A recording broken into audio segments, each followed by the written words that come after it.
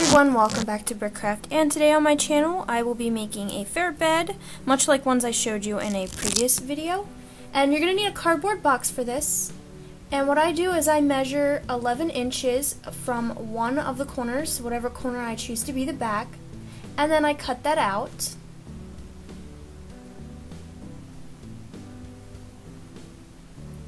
Making sure that I get it cut nice and straight, and then I cut the bottom part out.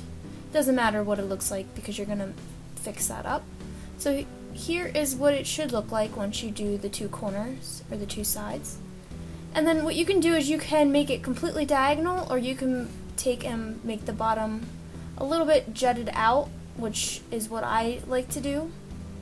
So I go ahead and cut that out next. The next thing you want to do is find a piece of cardboard that is really long and cut out a strip of it at 1/4 an inch thick, and then you're going to need a smaller piece at 1/4 an inch thick as well, and cut that out.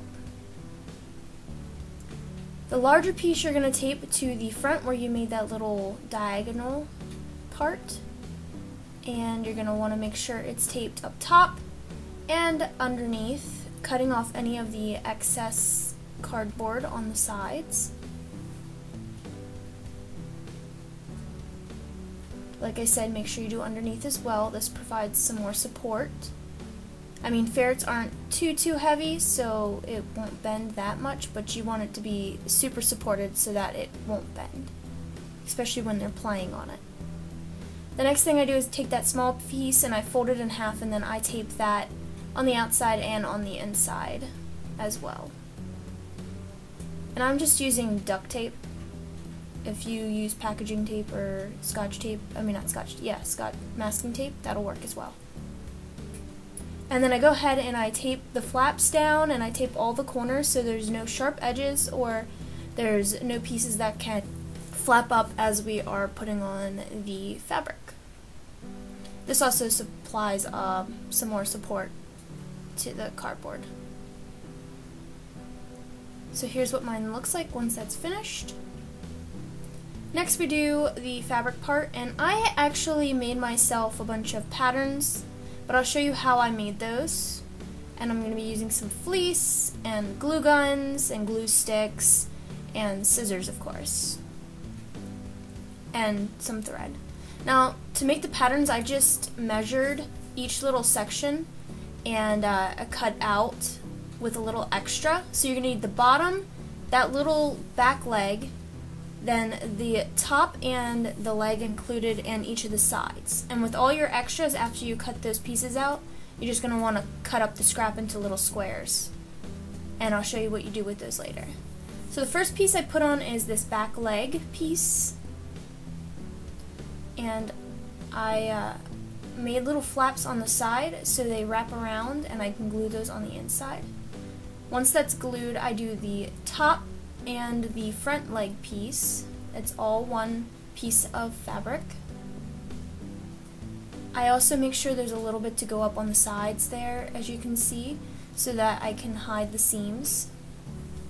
And then once I glue the leg in, I make sure I glue the inside of the leg, the fleece to that, and up under. And next I put on the bottom piece of fleece. It does take a long time to do the gluing because you do have to wait for your glue to get nice and hot, but it's not too long to make this. I cut off any excess, that way it's nice and straight, and then I can go ahead and glue on the sides. Now with the one side, I make sure it goes right to the crease, and with the second side, it goes over the crease so I can hide that seam that's on the inside. When I wrap it around, what I'll do is I'll flip the extra side part there over and make a little seam here, and then just glue my whole piece of fleece the whole way down. And once I get to the bottom of this fleece, I'm going to cut a little excess off the bottom, and then I'm going to flip up under so it has a seam, so you don't see like a jaggedy edge. It's nice and straight. And then I'll just go ahead and do the same thing with my other side.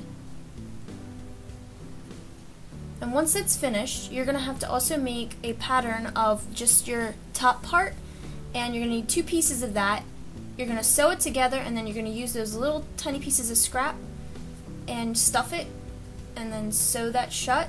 And this will be the cushion for the Ferret Love seat. And you can add Velcro to the bottom, which I do, but I was out for this video, and you have a little ferret seat. And here we have Baby 5 modeling here on the love seat. She's not biting my finger. I put some Ferritone or Ferret Vite on my finger, and she's eating it off, and she doesn't really bite hard, so don't worry about that. And next we have our lovely model Balefire, or Bay, and he's a lot bigger than Baby, and he even fits on here. So you guys want to see some more tutorials, go ahead and click the links right here, and they'll take you to some other videos. Thanks for watching.